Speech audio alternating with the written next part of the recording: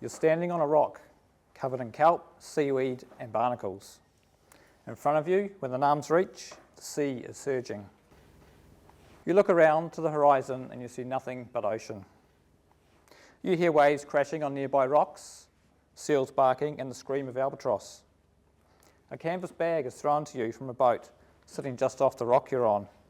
You adjust yourself to catch it. Suddenly, you notice the water rising to your ankles, to your knees. You turn to grab a nearby rope and a wall of water hits you from the side, washing you into the ocean. You sink into the deep depths, frantically pulling on your life jacket cord. You open your eyes and just see green. The threat of drowning is real.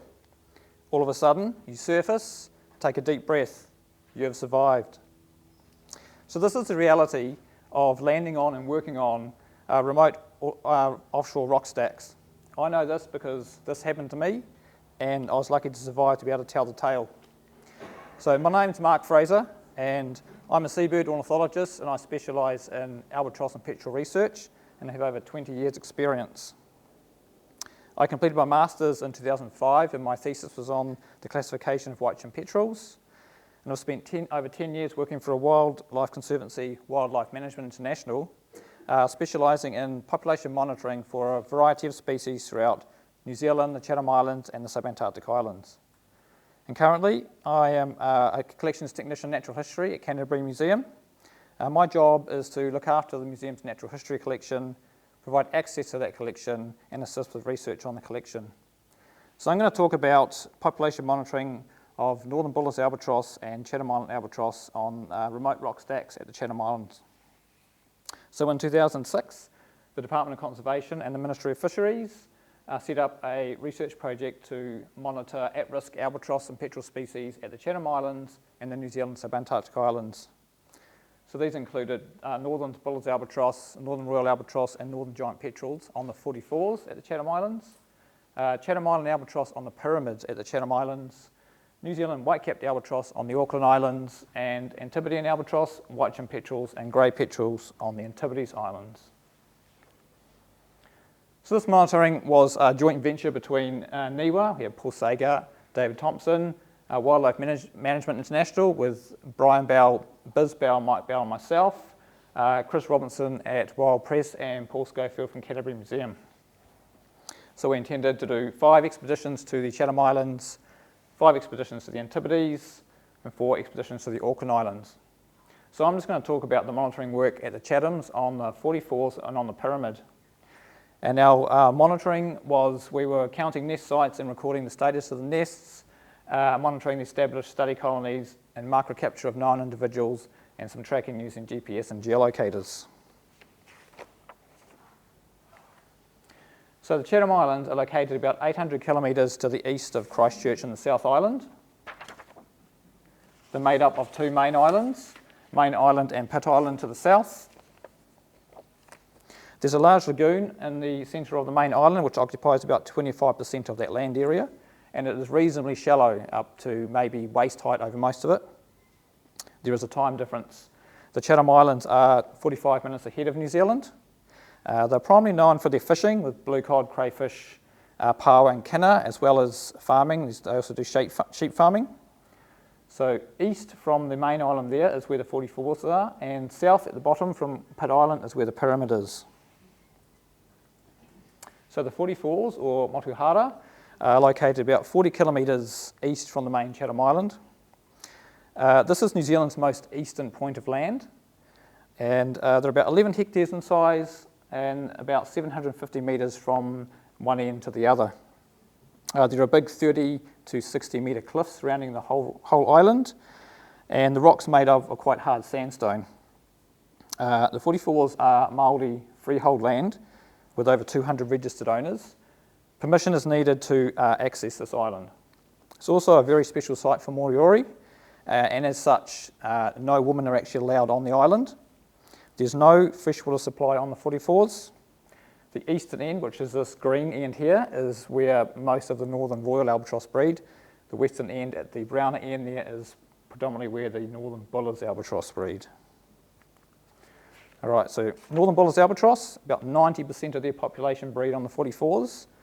There's about 10% that breed on the Sisters Island, which is off the north end of the main Chatham Island, and there are a few pairs that breed on the Three Kings Island off the very north of the North Island of New Zealand. So northern bullers return to the 44s in September. They lay a single egg in October, November. Incubation is about 70 days, and chicks fledge after about 160 days in June to July. So we did our research during the egg incubation period in November, December. And the pyramid, Te Tara Koia, is located south from Pitt Island. It's volcanic in origin, so it's part of a cone of a volcano. It's a much smaller island. It's only 1.7 hectares in size. It's about 200 metres high and about 200 metres wide. The pyramid's owned by the Damon whānau, and you have to get permission from them to access the island. There is also no fresh water on the pyramid. It's extremely isolated. The ocean around it's really unpredictable, and it's quite hard to get on. So the pyramid is the only breeding site for Chatham Island albatross in the world. There's an estimated population of about 11,000 breeding age birds that use the pyramid.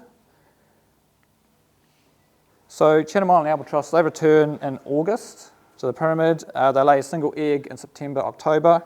Incubation is about 70 days, and the chicks fledge after about 130 days in March to May. There has been a trial translocation of chicks from the pyramid to the southern end of the main island. At this stage, it is too early to know if this has been a success. These birds do take quite a few years to get to breeding age. So we did our research during the hatching and chick raising period in November, December. Okay, so I'm going to structure this talk how I would prepare and run an expedition. And so first of all, we have to start with our planning about 3 months out. We've got to get permission to access those islands. So for the 44s, we sought permission from the senior owners, and our contact was Ada Hoff at the Chatham Islands. And they gave us permission for 3 expeditions to the 44s. We also contacted the Damon whānau, and our contact was Hariroa for the pyramid, and they gave us permission to do 5 expeditions to the pyramid. We also had to make sure that any reports and research we published had to be distributed to those island owners as well. We also applied to the Department of Conservation for permits to handle and work on all seabirds at the Chatham Islands for the whole project, as well as we applied to DOC for banding permits to band all seabirds as well. We organised our transport from Wellington out to the Chatham Islands by Air Chathams, and we contacted local fishermen at Chatham Islands to get us from the main island out to these rock stacks. We talked to the Department of Conservation at the Chathams to assist with quarantine, transporting our field gear and landing on and off the islands, and communication during those whole expeditions. We had field teams appointed. We had a 2-person team to the 44s and a 3-person team to the pyramid. So everything you need to survive, you have to take with you out to these islands.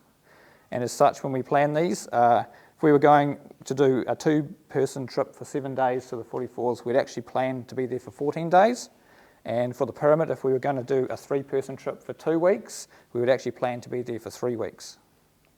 So about a month out, we start organising our schedule, going from Wellington to the main Chatham Island, onto the 44s, then onto the pyramid, back to the main island, and then back to Wellington. We organise our gear list, and all that gear is acquired, it's checked, it's cleaned, and everything is tested. The gear that we have includes, we take tents, we take spare tents and associated equipment, we take a generator and fuel with cables, we have a hand drill, a very good general toolkit, a really extensive first aid kit. We have to have 2 forms of communication on these islands. We're using VHF radios and satellite phones. There's no cell phone coverage at the Chathams at that stage. We also took an EPIRB, all our banding and research equipment, paint, climbing gear, climbing ropes, shepherd's crooks for catching birds, pack frames, spades, life jackets, and general cooking equipment. We also organised our own personal gear, and one of the main things we need to get is footwear for being able to work on these islands. The rocks are severely slippery, so we found the only shoes that would work were touch rugby shoes. We also had to do a food and water list. There's no fresh water on each of these islands, so we have to take all that with us. For the 44s, for 2 people, for 14 days, it works out about 60 litres of water. And on the pyramid, for 3 people, for 21 days, we take about 130 litres of water. Most of our food is dried, so pastas, rice, dried fruit, dehydrated meals. We have canned foods, long life foods. We do take frozen bread and fresh fruit, mainly oranges. They seem to last quite well. Lots of energy foods, things like milk powders, teas, coffees, things like toilet rolls are pretty important, but probably the most important thing in the kit is there's always whiskey. So once we have our gear and have our food, we've got to pack it. We were using synthetic canvas field bags, which are these ones here. They're really good because they're quite resistant to the wear from the seawater and from rubbing on the rocks. They're also designed to have multiple handles and ties all over them, so you can pick it up from anywhere and throw it around really easily, and you need to be able to do that out there. The bigger bags, these blue ones, are big enough to hold a 20-litre bucket. So once we have our gear, we pack it in plastic or into these waterproof bags, and then they go into these canvas bags here. All our bags are colour-coded, tagged and numbered for where that bag is going to go on which island. And in the end, we have about 80 bags for a whole expedition. We freight everything early, except for the frozen and the fresh stuff, to get that ahead of time. And then start date comes for the expedition, we have to fly out to the Chatham Islands. So we're flying out on Air Chathams, and at that stage they are flying Convair airplanes. The top left there is the Chatham Island Airport building. Below that is a Convair on the tarmac, and on the right there is the airport from the air. And it's located quite close to the lagoon on the main island. So when you're flying in to the Chatham Islands, the first thing you notice, it's really flat.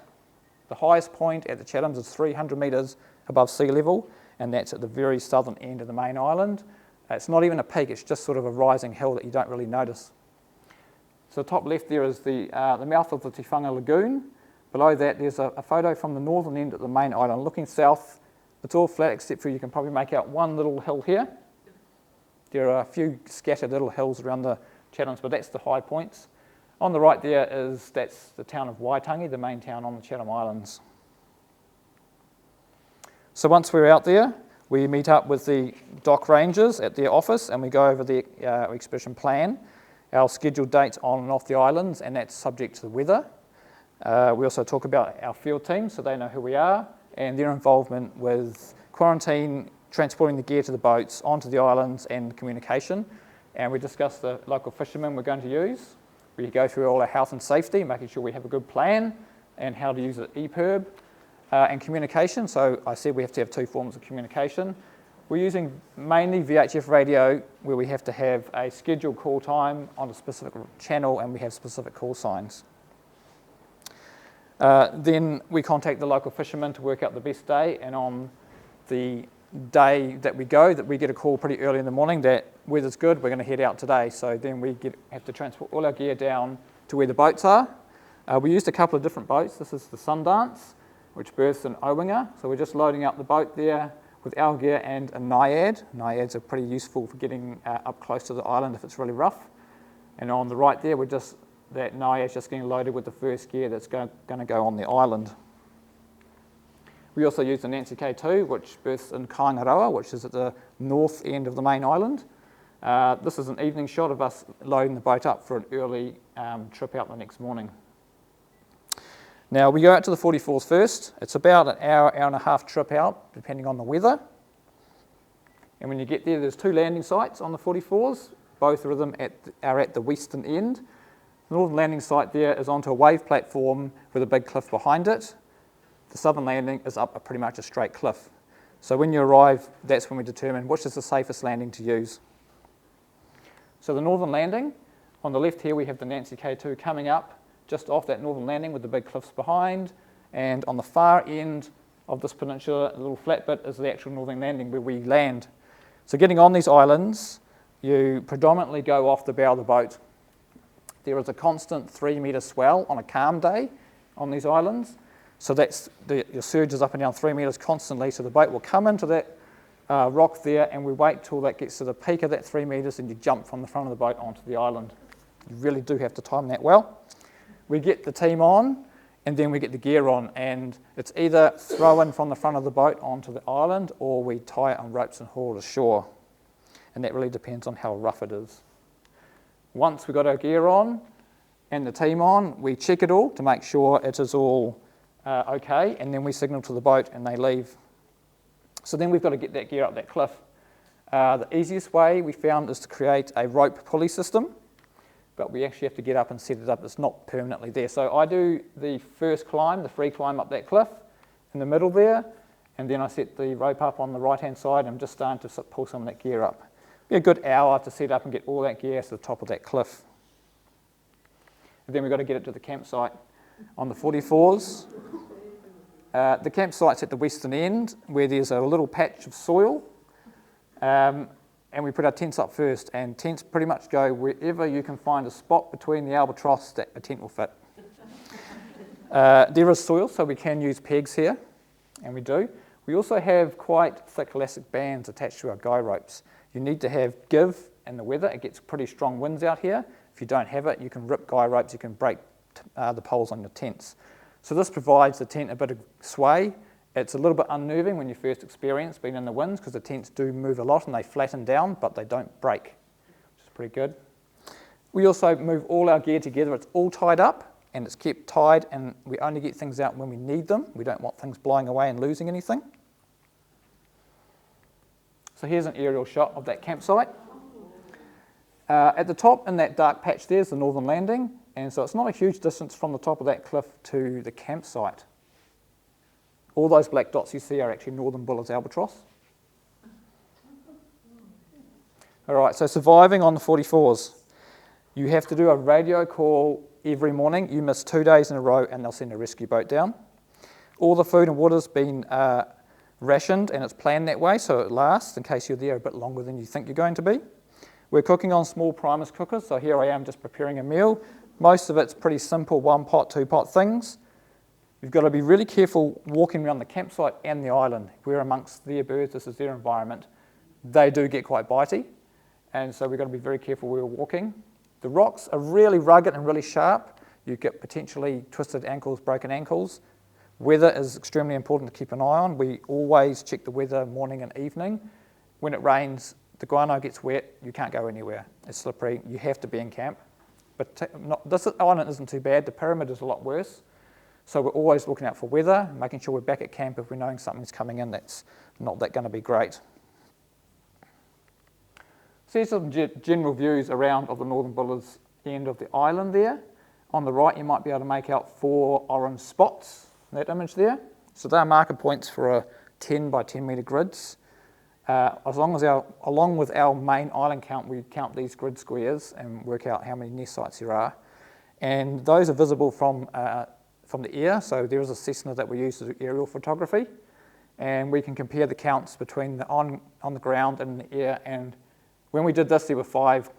We had 5 grids. I think they've got it up to about 10 now in the more recent trips out there. So this is the eastern end, where most of the northern royal albatross breed. And they're breeding amongst this green button daisy, which they use to build their nest. They mix that with a bit of soil and a bit of guano. There are no northern bullers amongst that. They're only around the cliff edges. And on the right there, just some of the big cliffs on the eastern end of the 44s there. The bottom image, there's a cave there, and I've definitely seen pit iron shags and other birds and breeding in that cave as well. We don't need to access those because they're not where the Buller's albatross go. I've got a little video here just to give you an idea of what it sounds like when you're on the 44s.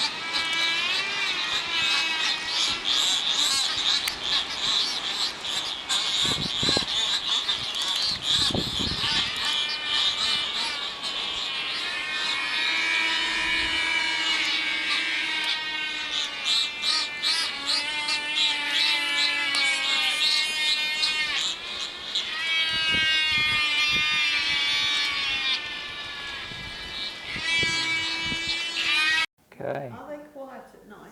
They are, but the prions come out and make noise at night time. It's never quiet there. Okay, so one of the main reasons we're there is to do a full island count of all the nest sites and to record the status of those nests. So we do that by dividing the island into areas. So there's 18 geographical areas which are actually much more obvious on the ground than they are from an aerial shot. As there are no northern bullers in that eastern green end, we only count around the cliff edges. So once we've got the areas marked, we use water-based spray paint to make the mark points, and we do glue permanent markers along those lines so we know each of those areas is going to be the same each year or thereabouts. Once we've marked the areas, the two of us will then work our way around the island counting all the nest sites within each area. We both do a full count, and at the same time we're putting a spot of spray paint by each nest to know that we've counted it. We then add those together and divide them in half to get an average for each area. At the same time, we're also recording the status of all those nests. We have 4 categories. We have the occupied breeding nest, where there's an adult sitting on an egg. And we have occupied non-breeding nest, where there's an adult on the nest but there's no egg. We have empty nest, where there's a nest with nobody at all, and failed nest, where there's definite broken egg or abandoned egg sign on that nest. So just a couple of shots there of, this is Nick Cameron. He's just about to work out how he's going to do that area count there on the left. On the right there, we're closer to the campsite. We also have to be aware that as well as all these birds sitting on nest, there's a whole bunch are just walking through the colony at the same time. So when we're counting, we're pretty much trying to ignore the birds themselves. We're not really interested in them. We just want to mark and count all those nest sites and then work out what's happening on them. So basically, we're ignoring birds, looking for the nests. So this is near the northern royal end on the left there. Where those 2 red lines end is where the 2 of us are on the island. And I've just enlarged that to show the 2 of us as we're working through that area. It's not really that flat. It's quite up and down. There's lots of little crannies and you've got to get everywhere to make sure you get everything, which is why the spray paint is so important. It does wash away over the winter, so we get back, there's predominantly no spray paint at all, so we start again. But it is good because you don't want that to be there permanently. So these are the counts for the 3 years on the 44s. The main one is that very bottom one, the total nest counts for the whole island. So there's between about 14,000 and 15,000 nest sites for northern bullers. The 2007 number's a little bit higher, and we think that's our first year. This is our year we were working it all out. By the second and third year, I think we got those methods down a lot better. And at the same time, we're also recording the status of those nests. So at this time of year, we've got about 60 to 70% of them are actually breeding. So it is a pretty good sign, but this island is pretty much at carrying capacity. There's not many nest sites left for these guys to build new ones. Another little video here just to give a bit of display. So at this time of year, most of these birds are on eggs. So anyone that's not is non-breeding for that season, or they're young birds. So this is just a bit of that sort of courtship behaviour that they do.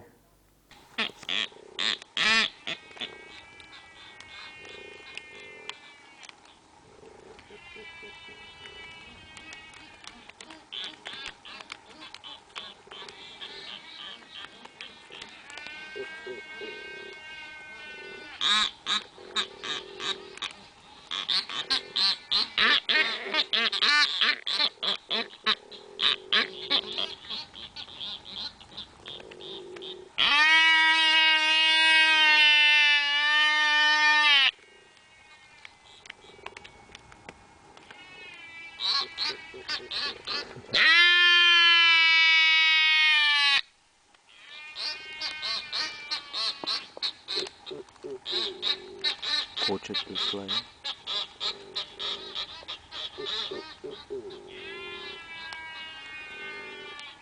He thinks she... It is pretty difficult to tell the sexes apart because they do the same behaviours. Size difference is pretty much the only one you can go by. All right, so this is just a map showing the distribution of the northern bullers and the northern royals. So in green, the western end, predominantly the northern bullers, all the way through around the outside cliffs of the eastern end, and the northern royals in that red colour there. So once we've finished all our counts, it's time to leave. So we call the skipper of the boat we're using to organise a pickup day. based on the weather, and on the morning of that day, we'll get a call to say the boat's on its way. That's when we pack camp up. We never pack it up before we know the boat's heading out there. We also decide which landing we're going to go off, and we're out there so we can determine the safest one. This time we're going off the southern landing. So on the left, Mike Bell is just loaded up, about to move some of that gear to the southern landing. On the right there is the southern landing, is a big straight up cliff. The good thing about leaving from this side is that at the top of that cliff on the right side, we can actually lower gear down directly onto the boat. And those boats can come right up into that little gap there. So that's what we do. We tie in and we just gently lower all our gear down onto the front of the boat. It does take a long time to do. We basically have turns doing it. It gets pretty tiring. So we've got the Nancy K2 coming in on this left image, and on the right it's sitting right under that cliff there. So we're just dropping all the gear down. Once all our gear's on, we've got to climb that cliff down to the base. Do a reverse to get on the boat. You wait for that swell to hit its peak. And you want to jump on the boat when it's at the top, stationary. If you jump when it's moving, you can potentially get quite injured. You can break bones, you can do all sorts of nasty things. So timing is pretty important. Then we're on the boat and we're off to the pyramid. So this is the pyramid from the north. This is the only side where it actually looks like a pyramid.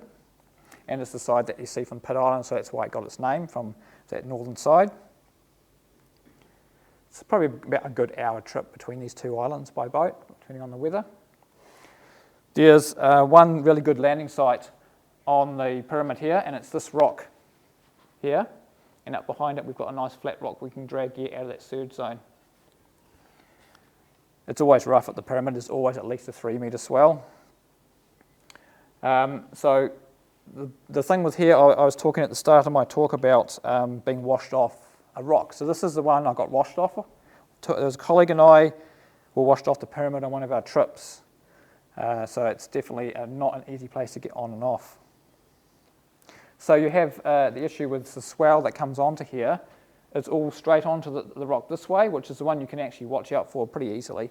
But being a circular island, the swell also comes from this way.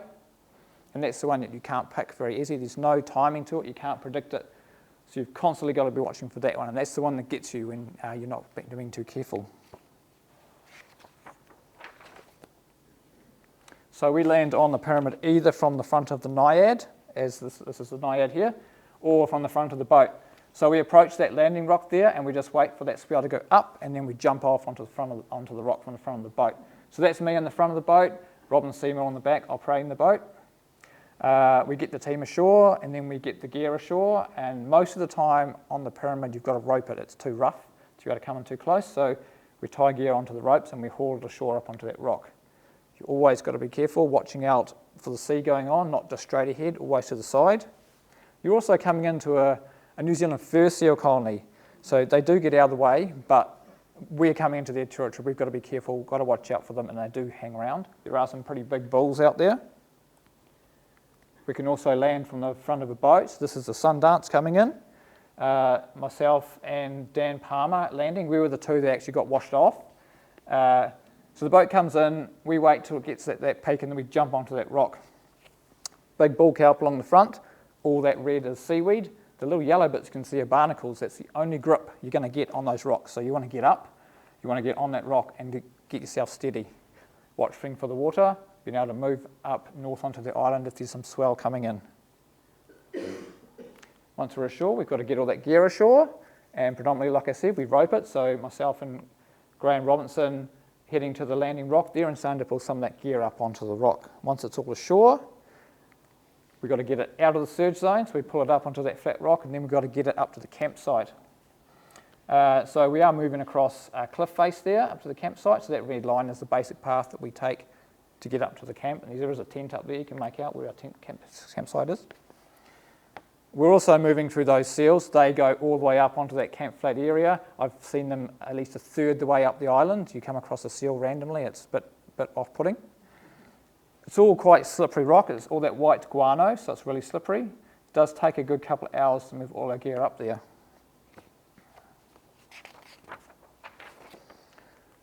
You do have the opportunity we can land by helicopter on the pyramid.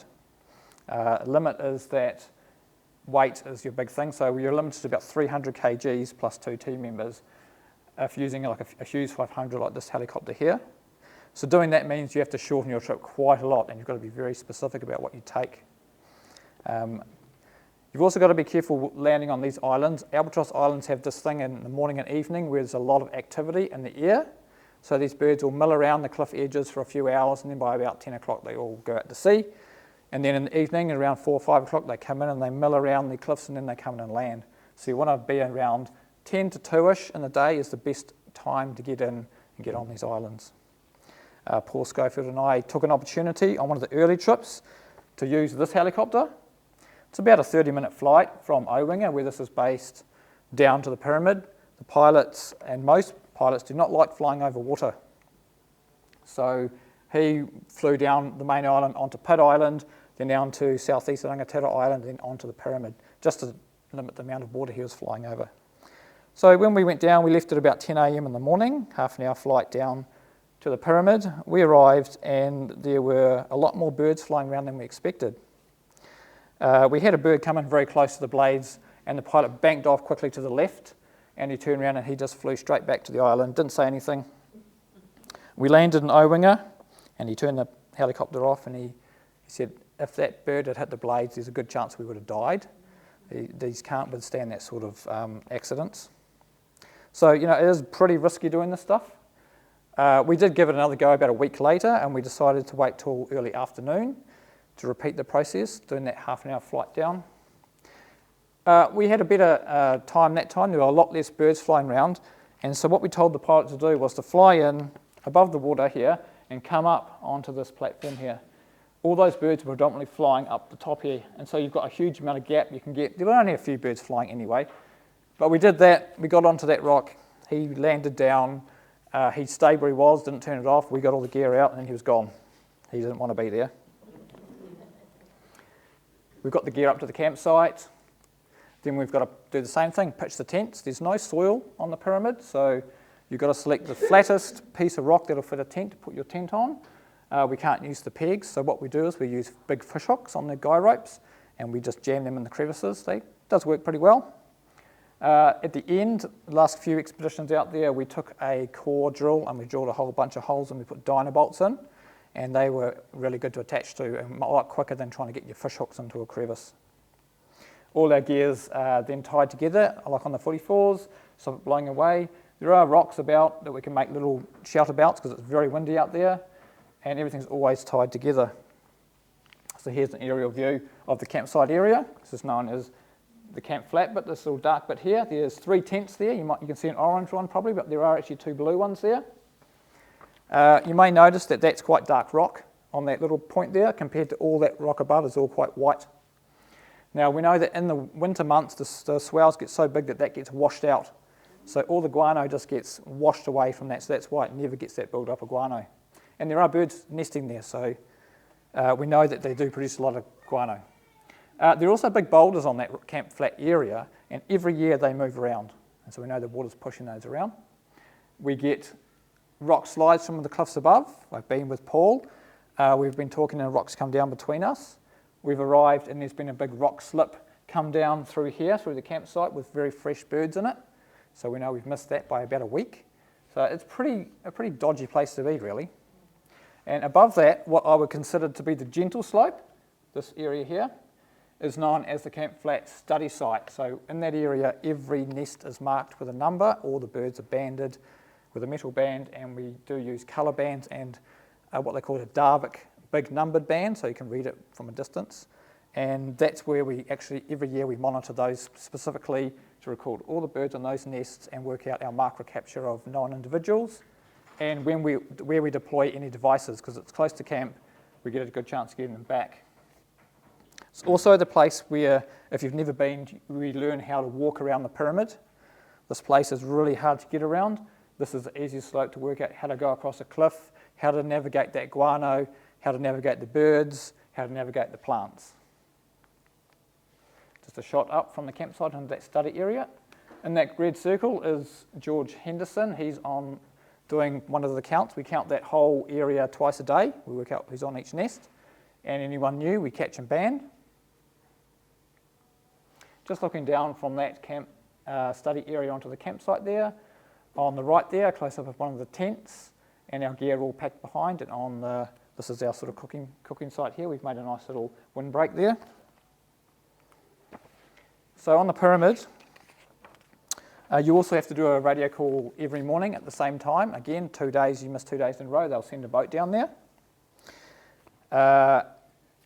We are cooking on a little cooker here, so anything's pretty basic meals. We've got Dan making something there on the cooker there. All of our food is pretty much as basic as it can be. The ground's really uneven and the rocks are sharp, so we've got to be very careful navigating this place. We've got to be mindful, there are chicks on nests on here where there weren't chicks on the 44s. So we need to be careful about them because they vomit on you and you don't really want that. They'll vomit oil and they vomit the last meal they had, so squid, fish, whatever. We don't really want that for one reason because it's their food. For two reasons, seabird field gear is seabird field gear for life. You get anything, you pick an albatross up or a petrel, that scent is on you for life. I've got field gear that's over 20 years old that still smells like seabirds. I don't really mind it, it's a musty smell, but yeah, shoes pretty much get thrown out at the end of each trip. It's most things get covered. Sometimes the pants get pretty bad as well. Always watching for weather on the pyramid. A lot more wind gets through this area. There's nothing south from the pyramid until we hit Antarctica. So you're getting all that stuff coming up, all the southerlies. It can get quite hot too, surprisingly, up to 30 degrees on some days. That rock bakes, the cliffs bake, and it just gets so hot. So sometimes you just have to have a break. It's that image on the right there. Having a break in the middle of the day. It can get below 10 degrees, it gets pretty cold, so making sure we have a lot of warm gear too. So on the left here, these are the study nests closest to the tents. So this is one of our nest markers. You might be able to see that yellow thing. They all have a number like that on them, where we can work out who's who. On the right there, George is up amongst the colony there, going through doing part of the daily count. So again, on the pyramid, we are doing a full island count and recording the status of all those nests. So the island is divided up into 14 areas, and they are, again, obvious on the ground and in the air. So this site's been monitored from the 1970s, and definitely from the 1990s they've done full island counts. So all these areas have letters, but they are actually known by names. If anyone's heard of the pyramid, they may have heard of some of these. The cave, which is Area G down here, is probably the most famous one. If anyone's heard of the pyramid, I've heard of the cave on the pyramid. So what we do is, again, we go through each area and we count all the nests, but instead of all doing the counts, together we'll count the whole area. There's too many places on here where we only want to send one person once. We don't want to send everybody to every area. It's really dangerous. We put a bit of spray paint down by those nests so we know we've counted them, and in the end we have a whole tally. At the same time, we're recording the status. So we have breeding birds where there's a bird on an egg, and there's a breeding birds with chicks. We're also recording empty nests, which is either a totally empty nest or a nest with a bird on it where there's no egg or chick. And we're recording failed nests where there's definite dead chick or broken egg sign. So this is the cave. It's south of the campsite. It's a giant overhang. It has a really steep, big cliff to get up into it. It's not a fun one to get up to, but it is cool if you get up into there. In the cave, there are a whole bunch of albatross on these really tall pedestal nests. So these guys, they come back each year and they just keep building their nests up. The floor is all mixture of guano and soil. It's up to about 40 centimetres deep, and the prions do burrow into that, so there are burrows of prions in that stuff there. It's isolated from the weather. It doesn't get the wind and the rain erosion, and so because of that you get these really tall nests. So on the left here we've got a nest in the cave, which is about 50 centimetres high. Doesn't get eroded away. Every year that bird comes back and it keeps building that nest up. It can get up to 1 metre high, and then they topple over and then they start again. Outside of the cave, everywhere else on the island is in that weather zone. This is a nest on the summit where every year that's getting eroded away, so they're basically having to rebuild that nest every single year. So we know nests are predominantly there from each season outside the cave because nothing really survives the weather. So we'll just go around the pyramid and just show you some of these areas. So campsites here, we're heading around to the north. This piece here is known as main slope, which is your main route to get to the summit. In the middle there's a big yellow line down the middle, that's called yellow spur. There's a bunch of yellow lichen growing on those rocks. It's super slippery, you just can't get grip on it. It's not a fun place to have to climb and count. The very far image is pretty much that whole image is called the Northern Slopes. And it takes a few days to actually count that, and we work along the bottom, the base, working our way about halfway up. Then we come to the top of that yellow streak and we go across and we count all the nests going down. So this is the main slope. Looking up it from about the base of the island towards the summit, we zigzag our way up and basically count all those nest sites as we're going, put a bit of spray paint down, also looking out for banded birds. And on the right there, we're looking down that same slope from up near the summit. There's a big chick in the middle there. All right, now we're heading round to the western side. The western side is made up of what they call 3 basins. So this one here is called Round Rock Basin, a bit of a depression. That's not too bad to get into, that's not a horrible one. The middle one here, there's a bit of a yellow line, that's called Yellow-Nose Spur, and beside this is the Yellow-Nose Basin. There's one nest of Indian Ocean yellow-nose albatross on the pyramid, and that's where that one is located. The far image, that dark shadowy patch, is called Inaccessible Basin. It's about the only area which you pretty much can't get into. So we count all those nests from the cliff tops, we use binoculars, and you spend a bit of time up there and you can actually work out what's happening at all those pretty well. So this is the summit directly from the eastern side, so below this cliff here is the campsite. The middle part of this is called Moriori Ledge, and this one here, you might be able to make up this little line through here, that's Bell's Ledge. That's my least favourite place to count. It's a little narrow, maybe 2 metre wide ledge, it's really slippery. We always only send one person down there to count that, which is normally me. I also have a very healthy fear of heights.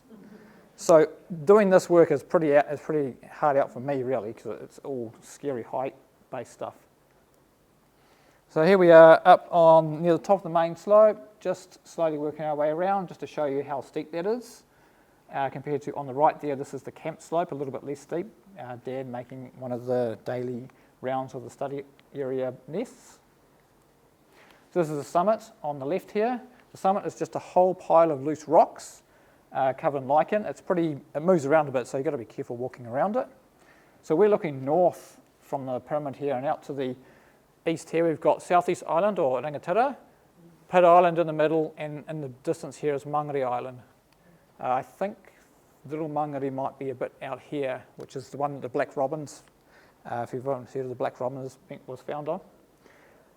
On the right here, catching an albatross, we're either, you've got to get that bill first. You've got to grab that bill and then you can grab the wings around and pull it in. The bill is the most dangerous part of an albatross. It's sharp and they're quick and they can cause a lot of damage.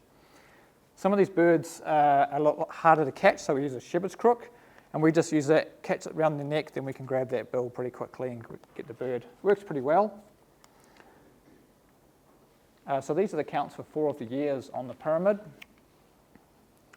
Probably the only real number you want to see is that very bottom one there. So there's between 5,200 and 5,400 nest sites on the pyramid. So this is at carrying capacity. There are very few spots left to build nests.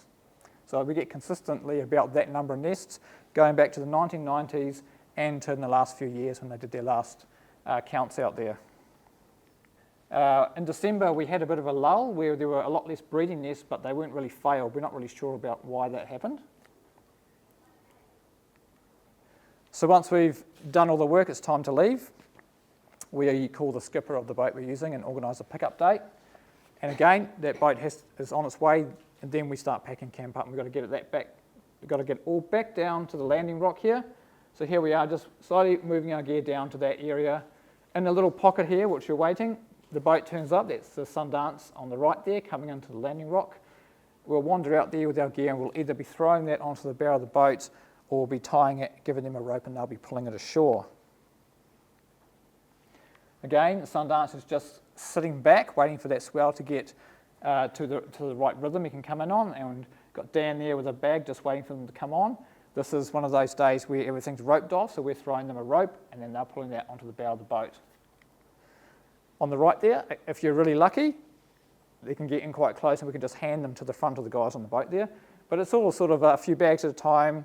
You back out, you wait for that swell to go up and down, then you come back in. It takes a good couple of hours to do the whole thing. Always watching where that water's coming from. You can see the swell will come in here, around that base rock too. I'm always the last to leave when I'm running these expeditions, so I make sure we've got everything, everyone's on, and then I'm just sitting on that landing rock waiting to be picked up by the Nancy K2, just waiting for that boat to come in at the top of that swell, and then they'll jump on the front of the boat. If you're really lucky and the skipper's really onto it, you get so close that you can just step onto the front of the boat. I've only ever done that once. Because these guys don't want to damage their boats as well. However, there is the opposite of this where it is really rough on that rock on pickup day, and you have to get off a different way. And so Paul and I did a trip where it was really rough. It might have been about 2007. And we had to end up floating our gear off. We tied it up and we floated it all out to the boat. And then he said, we'll meet you around the northern side because it's a bit calmer. So we had to then navigate from the east around to the north. It's fun doing it when you have all your gear, but when you don't have much with you and you've got to walk through the seal colony, it's not that fun. Paul was great because he walked first and went past all the bull seals, and then they didn't see him, and then they saw me, so I had to sort of zigzag my way around. So we get to a spot on that northern side, and we just jump and swim out to the boat, and then they haul us up. One other thing to note about the Chatham Islands is it also has a high number of great white sharks, and the reason for that is because of these seal colonies, and when they're breeding at this time of year, there's always sharks hanging around just waiting for food. So you do not want to be in the water for that long over there. I've talked to power divers who've seen a lot of sharks, and there's been shark attacks out there. So you really don't want to be in the water for too long out there. And then we're heading back to the main island, Chatham Island. Doc gave us a hand to get our gear sorted, and we freight it back to Wellington.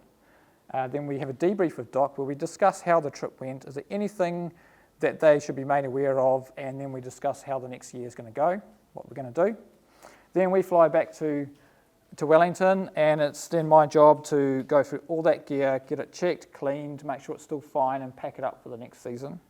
I do all the reports and publish all the information that we've got for those years, fill in the banding reports, and then we go through about, okay, what are we doing different next year? I do have a few slides on the other bird species on those islands. On the 44s, you also have northern royal albatross, which a good huge percentage of the population breed there. They're, as I say, down that eastern end of the island. We also have white-capped albatross on both the 44s and the pyramid. There are 3 pairs that are breeding on the 44s, and it's these birds here. Predominantly these guys breed at the Auckland Islands in New Zealand, the white-capped albatross. So they're a long way from home. There's also one white-capped albatross on the pyramid, and that bird is consistently on the same nest. He's banded. You can see there is a yellow band and a middle band on that bird. We record him. We think it's a he because he's marking that nest there every year. Interesting about this guy is he has a bit of a yellow nose here, and white-capped albatross breed in Australia. They're known as shy albatross there, and in New Zealand is white-capped albatross. The Australian birds are predominantly known for that yellow bit, so we're unsure. We think he may have come from the Australian ones. We'd love to get a DNA sample from him. There are also Salvin's albatross on both of these rock stacks. There's one pair on the 44s, which is this bird here, recorded on the same nest every year. I don't think we ever got the partner of this one, but we've definitely got this one every year. On the pyramid, there are quite a few pairs of Salvin's albatross nesting, and there are occasions of them crossbreeding with the Chatham Island albatross. They are a little bit harder to pick out on the pyramid. They do have a sort of darker head, and those Chatham albatross have a really darker head, so you've got to be a bit watchful for trying to pick them out on the pyramid, and we try and do that. We try and get every single one so we know what's been recorded there. On the pyramid, there is one pair of Indian Ocean yellow-nosed albatross, and it's consistently been recorded in the same spot for many years. This is one of Paul Schofield's photographs. We've also got recorded one of those on the 44s as well, and that was there all the 3 years we were there. We caught it the first year and put a band on it, and it appeared in the same spot the other 2 years in a row. So you can see they do stick out. They've got a very white head compared to those grey heads of the bottlers around it there. On the right there, that's the top of the culmen. So that yellow on that culmen is going to quite a sharp point. So there is an Atlantic Ocean yellow-nosed albatross as well. And we know this is Indian Ocean because it goes to a sharp point. The Atlantic Ocean one has a very rounded point at the top. And I've heard in the last maybe 10 years they have recorded an Atlantic Ocean yellow-nosed albatross on the 44s. So I think that island has probably the most albatross species of any island been recorded on it. There are also northern giant petrels on the 44s. They're always ahead of breeding. The adults are really flighty. They will scarper pretty quickly compared to the albatross that are around them. These guys do vomit. You do not want to be vomited on by one of these. They are known for what they eat. They eat just about anything. If you've heard of plastics and albatrosses, this guy is worse. These eat a lot of plastic. They also eat human feces and all sorts of things like that, so you don't really want to be getting chucked up on these guys. They do get a lot closer to human habitation. These guys turn up a lot on beaches around New Zealand. They turn up a lot around the Chatham Islands on the main areas, so yeah, they do get in contact with people a lot more. There's also prions on both the islands. There's been a bit of a restructure of the prion species recently. So these were once known as fulmar prions, now known as pyramid prion, which is still pretty much a fulmar prion. They nest in all the rock crevices throughout the island, and this is a nest in that guano in the cave. You can probably just make out the bird sitting there. So they're out during the day and they're noisy at night time. The adults are out flying around in the evening. So there are also these pyramid prions on the 44s and amongst all the rock crevices as well. We have Snares Cape petrel on both islands on the cliffs. We see them a lot more on the 44s because we're actually more along those cliff edges. And there's pit island shags nesting on the 44s. We do see them on the pyramid, but I still haven't recorded nesting sites there. Probably some of my favourite birds out there. Subantarctic skuas, there's one pair on each of those islands. These guys are awesome. They can be quite aggressive. This is their sort of aggressive pose. They do dive bomb you. On the 44s, their one nest is at the far eastern end of the island, so as far from the camp as we are. So they're much more wary. We do have to get around them and count the birds, so we've got to be careful of these guys. They do dive bomb, and they do hit you with their feet on your head. It can be quite sore. There's also up here on the pyramid, and these guys nest pretty much on the campsite. They're pretty good. They don't mind us being there, I suppose. I'm just saying that. The amazing thing about these skua is that they are very good at getting food in the air, so they will make other birds vomit when they're flying, and they'll catch it, or they'll just catch the bird itself. So at the evening, you can sit in the campsite and you can watch these guys come out, and they'll fly around and they'll catch prions in the air. They're also really crafty. They will get albatross chicks off the nest. So this is an albatross chick here. One of them will distract the adult, and the other one will jump in and grab that chick. These guys always have chicks, and they're running around the campsite. They're like a gull, so gull chicks will basically disperse once they can pretty much run. So they're pretty cool to see them around the camp.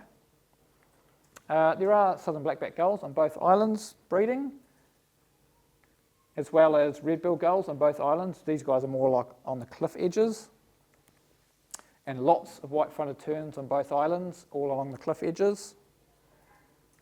And probably the other cool little bird, there are Chatham Island pipits on both these islands. You see them more often on the 44s than you do on the pyramid. There's a bit more vegetation on the 44s. But you hear them a lot more than you see them. They've got quite a high-pitched call. Well, yes. Well.